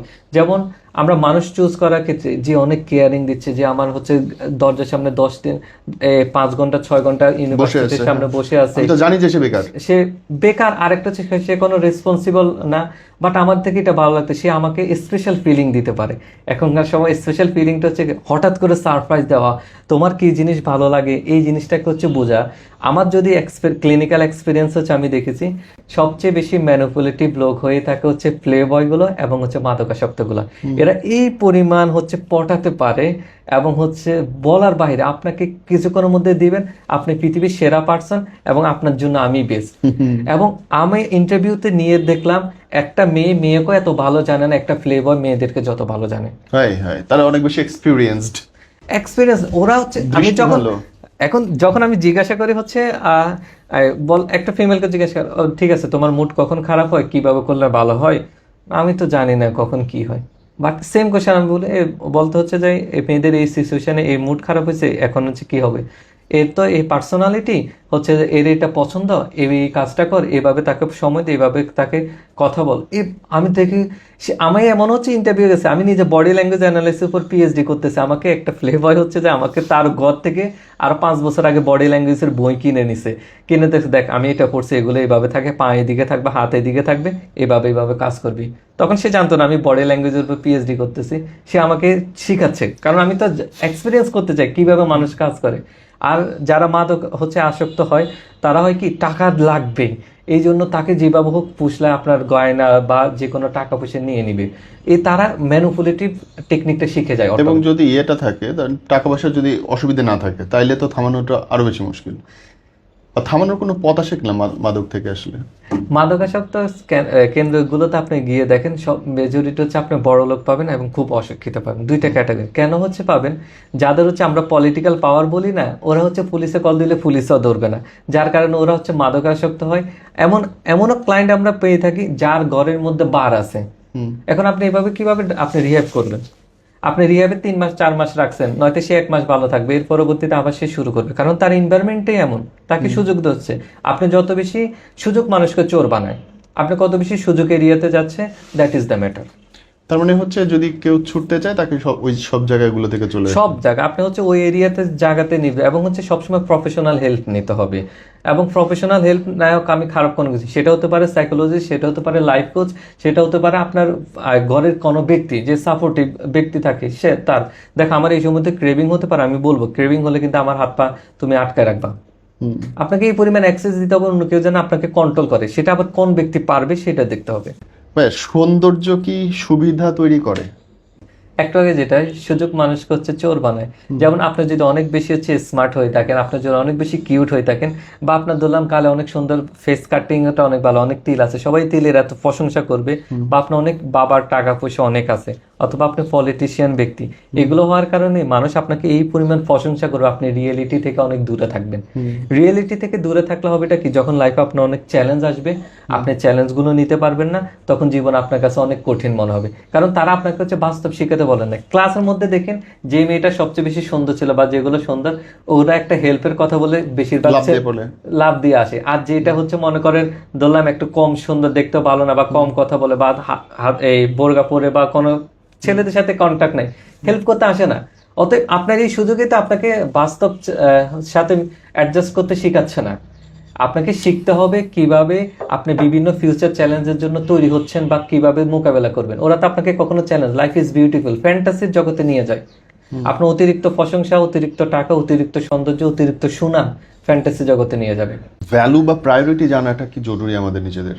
অবশ্যই একজন মানুষের জীবন হচ্ছে প্রায়োরিটি কি সেটা জানতে হবে। প্রায়োরিটি অনেক লেভেলের হয়। যেমন হচ্ছে কারো কাছে রিলিজিয়াস অনেক বেশি গুরুত্বপূর্ণ, কারো কাছে দিনে 5 ওয়াক্ত নামাজ পড়াটা অনেক, কারো কাছে না আমার হচ্ছে যে রিলিজিয়াস আমি একদম ডিপ লেভেলে হচ্ছে পালন করা আমার কাছে গুরুত্বপূর্ণ। অতএব কারো কাছে হচ্ছে না আমার কাছে 20,000 50,000 টাকা কামানো গুরুত্বপূর্ণ, কারো কাছে আমার বাড়ি থাকাটাই গুরুত্বপূর্ণ। আবার এমনও বাংলাদেশে আপনার যদি ক্রিমিনাল গুলো দেখেন, অনেকে হচ্ছে বলে না ক্লাবে কোটি কোটি টাকা নিয়ে ক্লাবের সদস্য কেন হয়, তারা বলে এটা হচ্ছে আমার সম্মান, আমি যত ক্লাবের হচ্ছে সদস্য হতে পারবো আমি তত সম্মানিত হব। তার কাছে প্রায়োরিটি কি? ক্লাবের সদস্য হওয়া, যার কারণে সে কোটি টাকা দেশের ধ্বংস করে, ইজ ডট ম্যাটার। অতএব আপনি যার সাথে আছেন, যার সাথে চলতেছেন, তার প্রায়োরিটি লিস্ট কোন ক্ষেত্রে, প্রফেশনাল ক্ষেত্রে কোনটা, রিলিজিয়াস লাইফের ক্ষেত্রে, পার্সোনাল লাইফে কোন জায়গায়, টাইমের ভ্যালুটা কোন জায়গায়, এগুলো আপনাকে জানতে হবে। ব্যাস, স্যাক্রিফাইসের কি কোনো সীমা আছে? কারণ যাকে দেখি যে স্যাক্রিফাইস করছে তো করেই যাচ্ছে সারা জীবনে। এটাকে খুব আফসোসের কথা বলবো, এক জায়গায় যারা করতেছে করে যাচ্ছে, আর একটা হচ্ছে কেউ করার অ্যাবিলিটি নেই। মানে আমাদের সংসার বলেন, আমাদের পৃথিবী বলেন, মেরুকরণের আমরা টপ লেভেলে আছি। মেরুকরণটা হচ্ছে যে স্যাক্রিফাইস করতেছে, আজীবনে স্যাক্রিফাইস করতেছে, তাকে আমরা কন্ট্রোল করতে যাচ্ছি, তাকে আমরা অত্যাচার করতেছি। আর যা স্যাক্রিফাইস করতেছে না, তার অত্যাচার আমরা আজীবনে সহ্য করে যাচ্ছি, তাকে মাথার উপরে তুলে রাখতেছি। এবং এইগুলোতে দেখা যায় ভাইয়া, যৌথ পরিবারে অনেক বেশি এরকম ঝামেলা থাকে যে একটা বউকে অনেক বেশি পেইন দেওয়া হচ্ছে, আবার আরেকটা বউকে রাজরানীর মতো করে রাখা হইতেছে। এই আমাদের যৌথ পরিবার ভাঙার তো রিজন এটাই, আমরা কখনো হচ্ছে সমতা অধিকার করতে পারি নাই, আমরা সম্মান দিতে পারি না, আমরা যার যা জায়গার যে পাওয়ার অধিকার কথা ছিল আমরা দিতে পারি না। আমরা একজনকে বেশি খাটাইছি, একজনকে কম খাটাইছি, একজনকে বেশি ভালোবাসছি, আর একজনকে আমরা ভিলেন বানিয়ে ফেলছি, যার কারণে আমাদের যৌথ ফ্যামিলি হচ্ছে ভেঙে গিয়েছে, আমরা এখন একক ফ্যামিলিতে আছি। ভাই, কম্পেটেবিলিটি বোঝার কোনো ওয়ে আছে কিনা, যে এই মানুষটার সঙ্গে যে আমি টিকবো, এই মানুষটার সঙ্গে যে আমার মানাবে, বা এই মানুষটার সঙ্গে আমার লাইফের বাঁচার জন্যে বা সংসার করার জন্যে বা রিলেশন করার জন্যে যে উপাদানগুলো দরকার, সেটা আমার সঙ্গে মিলতেছে কিনা।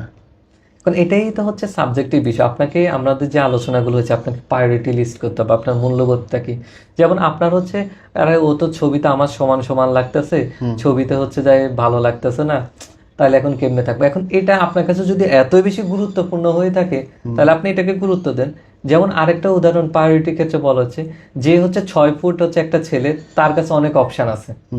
এখন আপনি তার থেকে আশা করেন না হচ্ছে যে সে একমাত্র আপনার 5 ফুটের একজন পেয়ে গেছে, তাকে নিয়ে অনেক থাকবে। অন্যরা কিন্তু তাকে চাওয়ার জন্য সবসময় বলবে, কারণ সে অনেক রেয়ার একটা জিনিস। অতএব আপনার একজনের সাথে থাকতে হলে তার অনেক ডিটেলস জানতে হবে, তার মোরাল ভ্যালু জানতে হবে, তার হচ্ছে ফিউচার প্ল্যানগুলো কেমন, চ্যালেঞ্জগুলো সে কিভাবে মোকাবেলা করতেছে।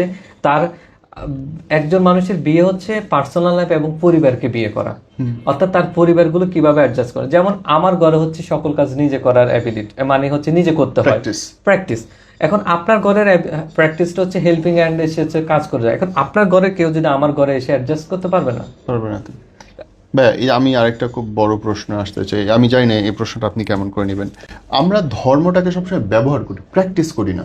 এটাই তো হচ্ছে আমাদের যত এখন যেমন হলো কোনো কিছু হয়ে গেছে, এই জায়গা জমির হচ্ছে ভাগ দিতে হবে, ওকে আমি হচ্ছে যে আমার বোনরে হচ্ছে যে অর্ধেক পাবে, তো ওকে ক্ষেতের মধ্যখানে দিয়ে দিই, আর আমি হচ্ছে যাই দোকানটা নিয়ে নিই।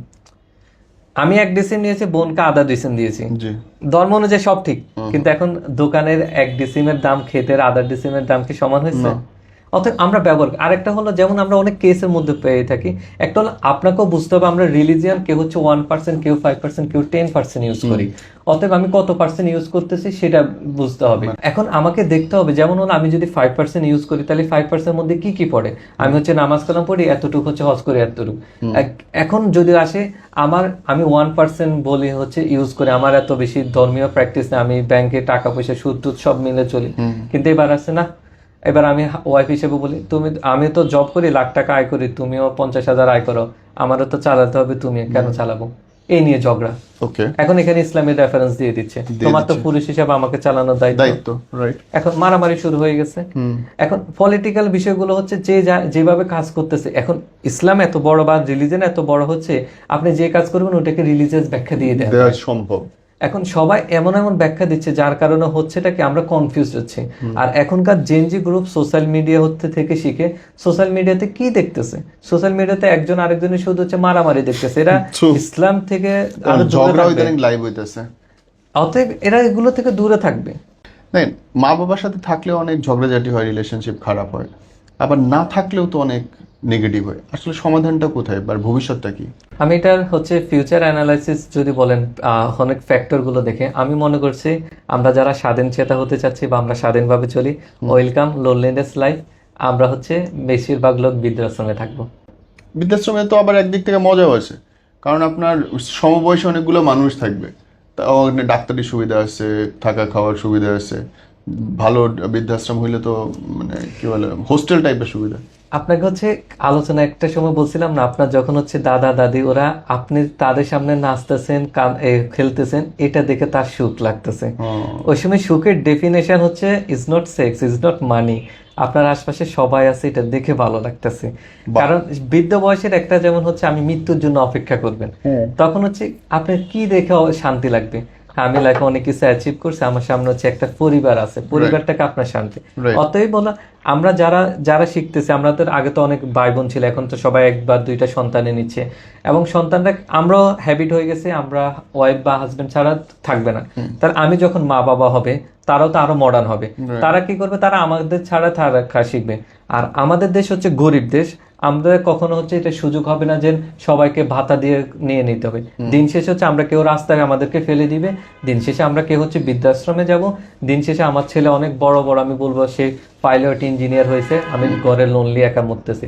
একার একটা বেস্ট উদাহরণ হচ্ছে নায়ক রিয়াজের শ্বশুর যে নিজে আত্মহত্যা করছিল, মনে আছে? কেন? Loneliness, that's loneliness life. আমি সবাইকে ওয়েলকাম জানাচ্ছি, কারণ আমরা তো সোশ্যাল মিডিয়া দ্বারা ইনফ্লুয়েন্স হই। দ্যাটস রাইট, মানে একা থাকো তারপরে একা একা মরো, একা একা মরো, এবং হচ্ছে জীবনের মৃত্যু অপেক্ষা আপনি মৃত্যু চাইবেন, মৃত্যু আসবে না। উফ, এটা ভয়ঙ্কর। ভাইয়া পলাশ মৃত্যুরটাকে আপনি কেমন করে দেখেন?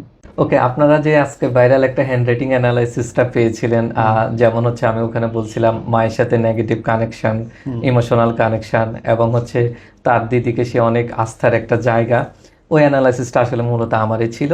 এটা একটা গ্রাফোলজি হ্যান্ড রাইটিং অ্যানালাইসিস বলে, এটা একটু সুডো সায়েন্সের অংশ, বাট হচ্ছে কি ইনভেস্টিগেশনে সবই লাগে, আপনার পিওর সায়েন্স, রকেট সায়েন্সও লাগে, সোশ্যাল সায়েন্সও লাগে, ওগুলো লাগে, যেভাবে আগানো যায়।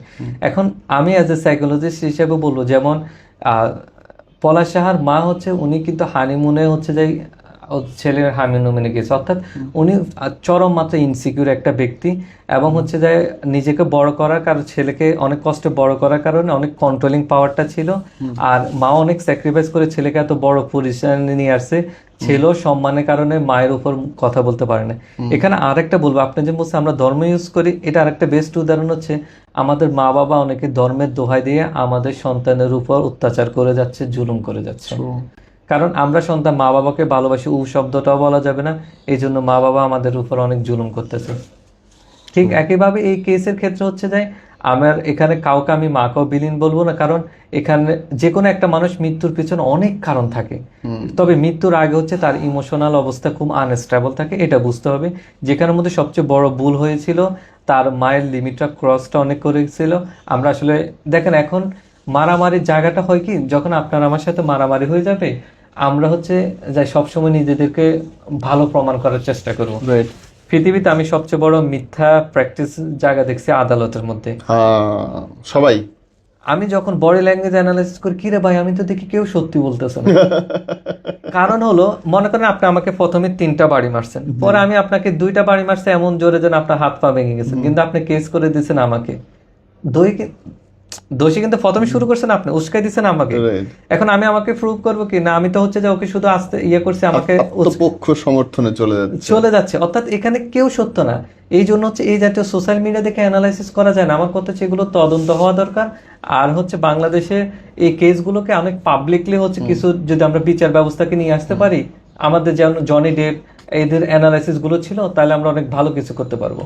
ভাইয়া, মানুষের জীবনে সবচেয়ে বেশি কেয়ারিং মানুষ কারা হয় রিলেশনশিপে, এবং সবচেয়ে বেশি টক্সিক মানুষ কারা হয়?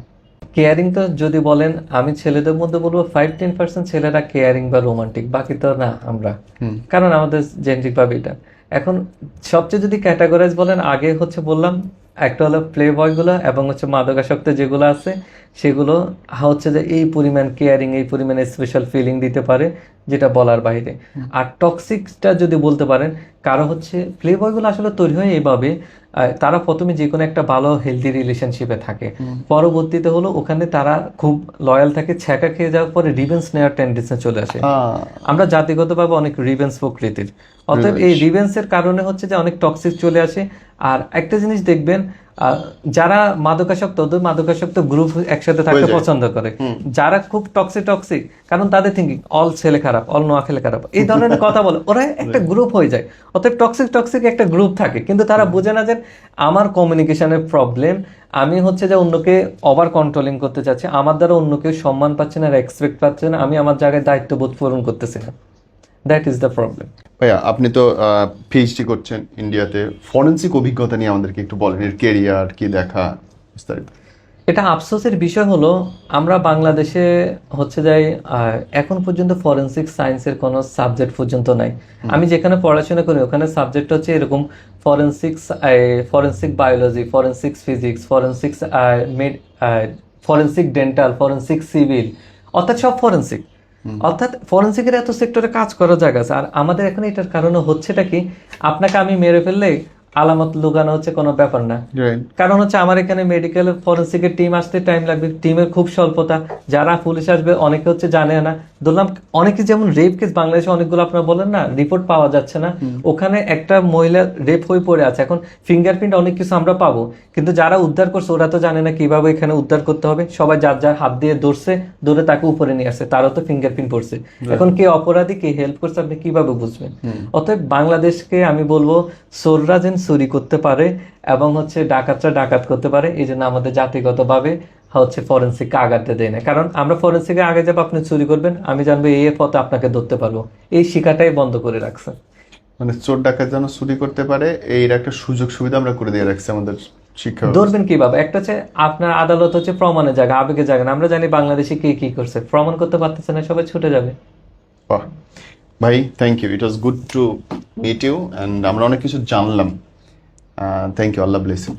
থ্যাংক ইউ ভাই, এখানে আমাকে ইনভাইট করার জন্য এবং সময় দেওয়ার জন্য। আশা করি দর্শকরা অনেক কিছু জানতে পারবে। আর আমি আসলে আমার ক্লিনিক্যাল অভিজ্ঞতাতেও বলেছিলাম, যার কারণে হচ্ছে কেউ ওভার জেনারেলাইজেশন করবেন না যে এটা এরকম এটা এরকম। সব কিছু ডিপে যাওয়ার চেষ্টা করবেন, মাল্টি অ্যাঙ্গেলে দেখবেন এবং নিজেকে অনেক নিউট্রালভাবে থিঙ্কিং করবেন। কোনো পক্ষতে যাবেন না, নিজে হ্যাপি হওয়ার চেষ্টা করেন। অ্যাটেনশন অন্যজনের লাগবে না, অন্যজন সোশ্যাল মিডিয়া কি বলছে এর থেকে ইনফ্লুয়েন্স হবেন না। Thank you.